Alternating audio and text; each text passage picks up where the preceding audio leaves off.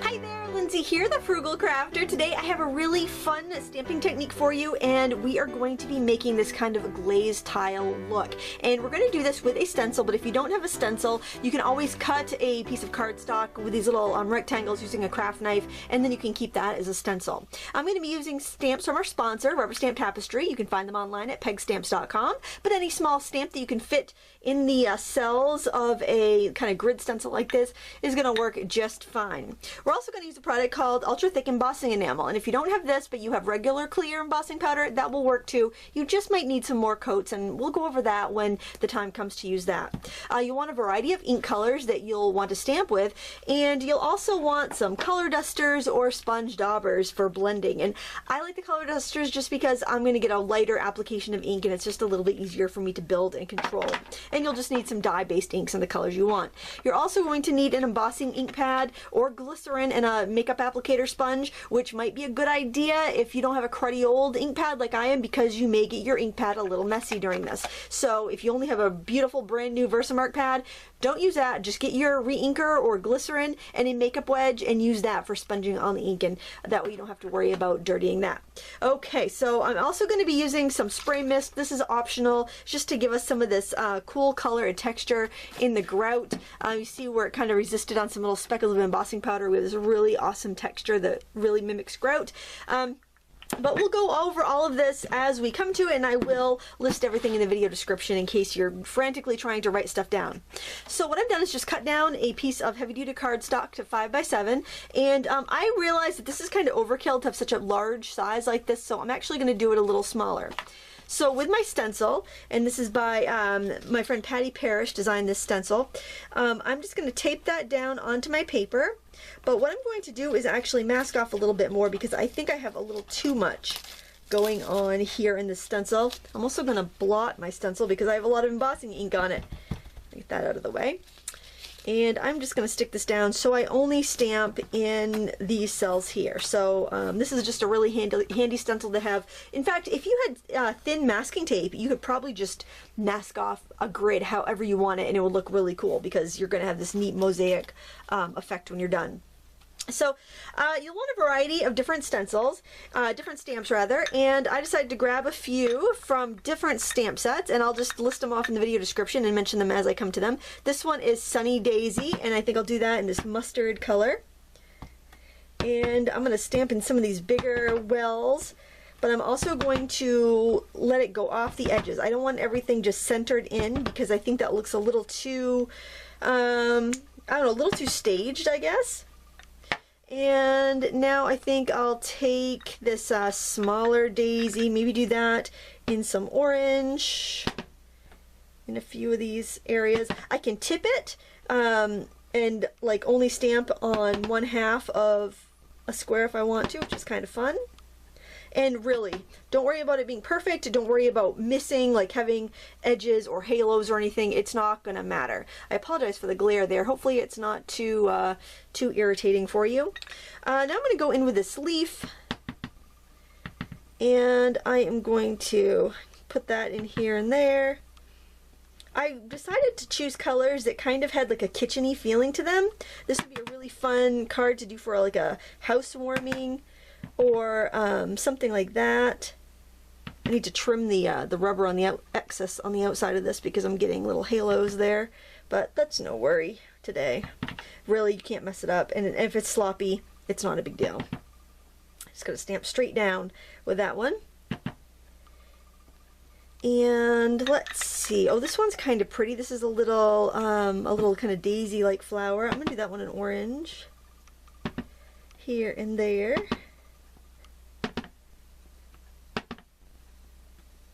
And basically, it's the same thing as if you were stamping something larger. You're just kind of looking for balance. And I've got this little poppy. I think I'll do that in blue. I think I like it when I have it in like in a cell with other stuff. I think on its own it's kind of puny. So I'm just going to kind of add it to some of these. And this is a great way to make a big background. And the other thing I wanted to mention is that if you don't have the embossing powder, or you don't have a heat tool and you don't want to deal with that, it's still going to make a really cute tiled background, and you don't have to add any glazing to anything. Let me move that. There we go. That gets rid of some of the glare. And this one's kind of pretty. This is just like a little sprig of thyme or something, I think. That's a really nice one. Maybe just kind of put it here and there, any place I want to fill in. Got it in the blue by mistake.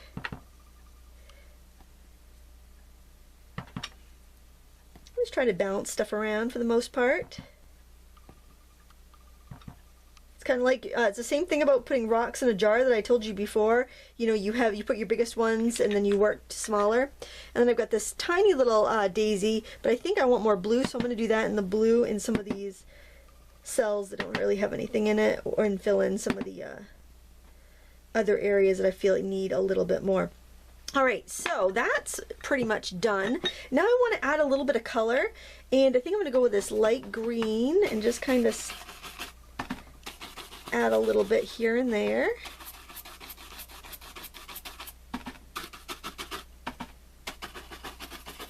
And this is going to give us that kind of tiled look. I can do a little bit of blue. Just want to be careful if I'm going near some orange that I don't go right on top of orange, or I'll get brown.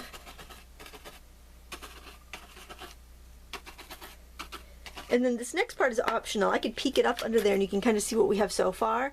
But I like texture, and I've got this big roller stamp here that I've had forever. It's a big rollograph stamp, and I'm going to stamp that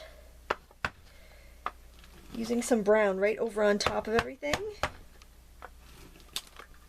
Alright, then I can take a tissue and I can just kind of wipe my stencil off, but it will also give me a little bit of a kind of vintage distressed look within my little cells here. And it will help clean off my stencil, because we'll want our stencil clean for the next step. Okay, so this is what we have so far. Okay, and that looks kind of cool, but it's really going to look neat when we put on the embossing ink. So since this is kind of a large area, it's going to be difficult to do the whole thing at once. I tried that and nothing stayed wet long enough. So I'm just going to try to do a half at a time. Now, because we're on the stencil and we're going over fairly fresh ink, you can get your embossing pad pretty dirty doing this. So I recommend only doing this if you have just a cheap, like, kind of spare one. Otherwise, use a makeup applicator with glycerin on it. So you can kind of see where it's glossy there. Okay, so I'm going to tear this sheet up so I can have a loose sheet to work on. And now I'm going to pour on, and you're going to work pretty quickly. Some papers are more absorbent and the ink just dries so quick. So I can see I've only got ink on part of that, and I'm going to heat it up. And it might blow some ink off, some powder off, but you'll get the idea. And this is ultra thick embossing enamel, so the chunks are a little bit thicker, so it can be a little difficult to get it to stick. And then we're actually going to go and re-dip it in a second. So heat everything up, and it's going to look really speckly because the chunks are so big. And then you want to re-pour. And all the extra can go back in the can. And then you're going to keep doing that until you have a really nice glazed glossy surface. And it will take 2 or 3 coats. And you may need to realign your stencil and re-ink it up too, especially if it cools, if you're not working very quickly. It can be very difficult. And then you are going to get some of that powder sticking on the white area, and that's going to give you that kind of cool pocked grouting look that you saw in the sample. Okay, so if you look here, you're going to see that that rectangle is perfectly glazed. That's what we're going for. So I'm going to let this cool, realign my stencil, and repeat. So the reason I wanted to remove this top layer is because what you're going to be doing several times during this process is you're going to be dumping your embossing powder back into the jar. Okay, so you want to have a loose sheet that you can work on to do that. Alright, so this is pretty clean now. I'm going to set that down, and I'm going to realign my stencil here. This is a messy project if you haven't guessed that already. And I am going to add more of this ink. And I'm not even going to attempt to get the whole thing. I'm just going to go down a little further and see what I can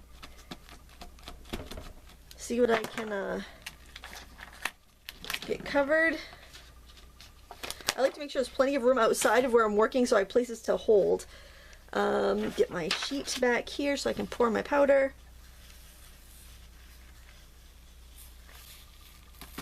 And this time it's sticking much better. And we're going to just keep repeating that process until we have glazed every one of these tiles. Okay, I have about 3 coats on this, and you can see we've got some really cool glazed effect here. And you can actually cut these apart and use them as in like epoxy shapes or epoxy stickers if you wanted to, because they would make really nice embellishments. Now the next step we're going to do is going to be coloring the grout. And if you don't like the look of this and you prefer this, then you can just leave it the way it is. But I wanted to show you both side by side so you can kind of decide for yourself what you like. You definitely lose a lot of the contrast when you do the grout, but it's up to you. So I'm going to use this spray ink that I made. It was just liquid watercolor and liquid and like pearl powder stuff, and I'm just going to give it a little bit of a spray. And then I like to take a rag and just kind of wipe it off the tiles, and that kind of gives me a staining all around. And then if you want a little bit more on there, you can just take your finger and the brown ink you stamped with, and you can just kind of drag it around.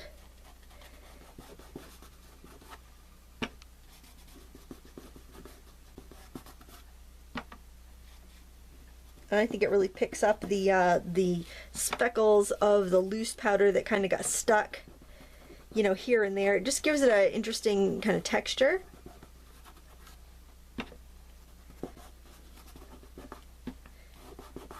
And then you can buff off. I'm going to get a fresh tissue, paper towel, and you can buff off any of the ink from the little tiles. And then if you feel like you've lost some of the shine, you can go ahead and quickly reheat it, and that will bring the gloss back if you need to do that. Just make sure you let it cool completely before you go to trim it, or you will dent the enamel and maybe even burn yourself. Okay. So I'm going to let that cool, and then I'm just going to trim it out so I've got kind of a rectangle.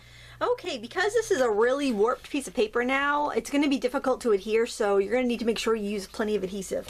I'm using my ATG gun. You could also use any strong double-sided tape or even hot glue.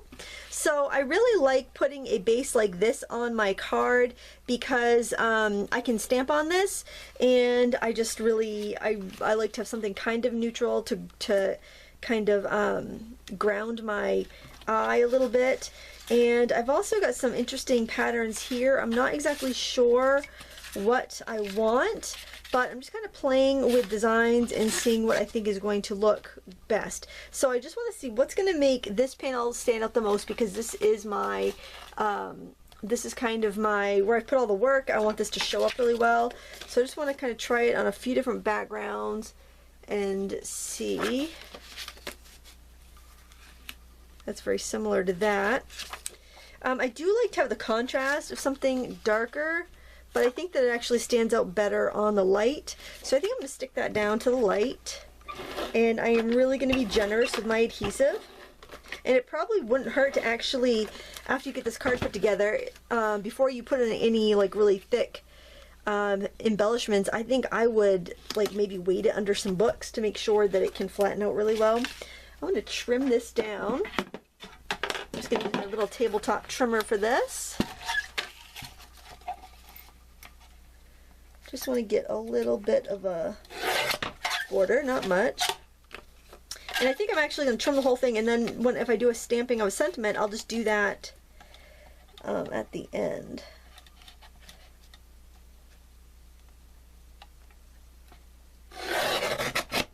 This little trimmer is great, but it can be a little difficult to gauge where my blade's going to come down. I think I'm going to need to cut that one into that little bit on the end. I had a little tear there because it was a little too long. That 7-inch span's a little too long for that, but I think I can rescue this pretty well. There. And then I've got these two little pieces that I can stamp a sentiment on. So looking on my card base, So now I have some different papers here. Thinking maybe I'll tear that and then maybe use a couple pieces of the orange. Or maybe I'll use each color. Let's see. Tear that right about there. This paper is by Authentique. I don't know if it's current because I've had it for quite a while. Let's see, how much of that do I want? I kind of like that in the middle. Maybe I'll put like a strip of that on the back side. So again, handy dandy trimmer. And I'm just pretty much eyeballing it here. I'm not going to be too fussy about anything. Okay, so I've got that, that, and that. And if I layer them, then I can kind of balance them out a little bit, get them just about equal. That will need a little bit of trimming off, otherwise it won't fit in an envelope, now will it? Okay, now I'm just going to put a strip across the top to anchor these, and then I can kind of, it won't be too much adhesive, so I can kind of fuss with it a little bit if it's not just right.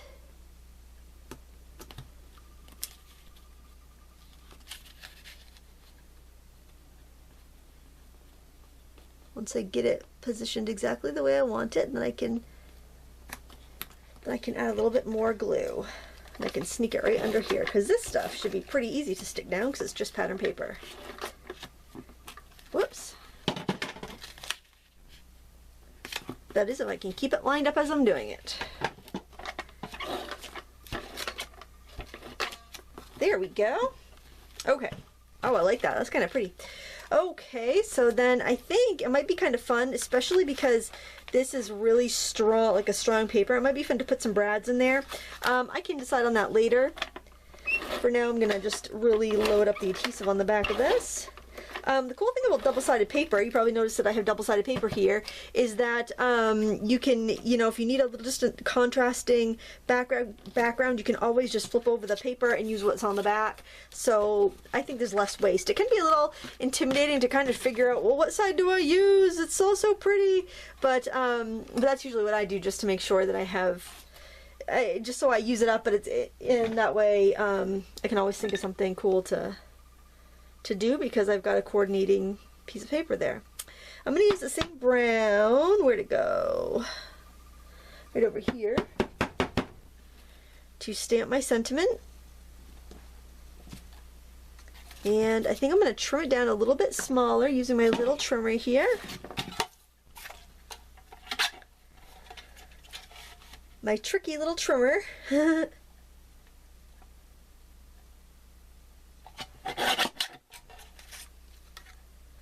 And then I'm going to, since I have little scraps, I want to make use of them. I'm going to V-notch the end.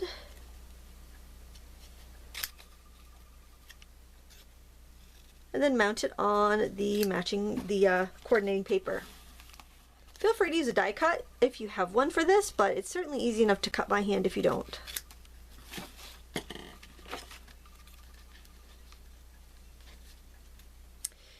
And I think I want a little bit of ribbon or something to break it apart from the background. So I'm going to go right ahead and put some foam squares on the back. I'm not going to take the adhesive off of them yet. Just want to have them ready to go. And then I'm going to grab this grosgrain ribbon here with a little pretty stitched detail on it. And I'm just going to wrap this around and kind of cut it to length here. Oops, I don't have ribbon scissors, so it's a little dicey there. And then I found this cute ribbon, this cute little button that's got like an area so you can slide ribbon onto it. So I'm just going to thread that through there. So a lot of times I'll go by like color instead of like a instead of matching the theme, which is kind of, this kind of has like an Italian kind of Tuscan theme to it. But sometimes I'll just go by color to find an embellishment that will work, rather than trying to find the perfect color and theme, because a lot of times you can spend so much time searching for the perfect thing that you never finish your card. So that would be my advice. Just go look for something that will work. It doesn't have to be perfect. It doesn't have to match your theme perfectly. Find something that will do. I just want to slide that up so I can still see the detail and some of that torn paper, because I do like the look of torn paper. And I'm wondering, these scissors might cut a little bit better. A little bit better, yeah. Now, the thing I like about grosgrain ribbon is that it resists fraying, so a lot of times you don't have to do anything to your ribbon there. So now let's get this guy on there. And what I love is like an asymmetrical placement, like our button there. You don't have to worry about anything else being exactly dead on. As long as you balance, you don't have to worry about that so much. So I want to get this over the ribbon, maybe up a little bit. Just don't press it down till you're sure you like your placement.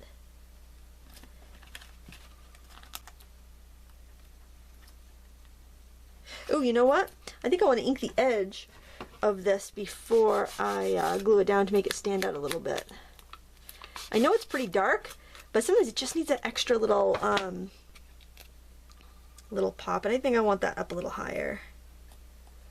So it's kind of straddling the ribbon and the little embellishment there. And then I'm just going to glue down those two guys with some glue, and the closest thing I have is my tacky glue because my hot glue gun isn't plugged in at the moment, so I think I'll use that. Might as well use my little sliver trick here and just cut a couple little slivers of pattern paper and use those as string. I didn't come up with this trick. I don't remember where I learned it from, but it is a favorite. I think it might have been in Creative and Keepsakes magazine. I'm just going to go ahead and put that through my buttons. I think I cut this a little too thin, actually. I'm going to cut a thicker strip. That's too tiny to work with.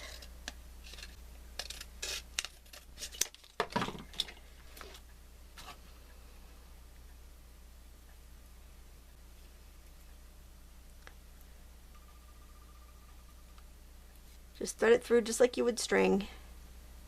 And it works great, and it's so much quicker to thread than string.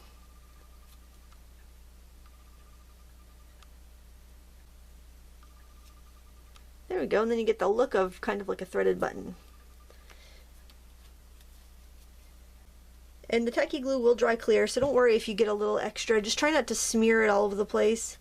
You don't want to have that glossy snail trail when you're done.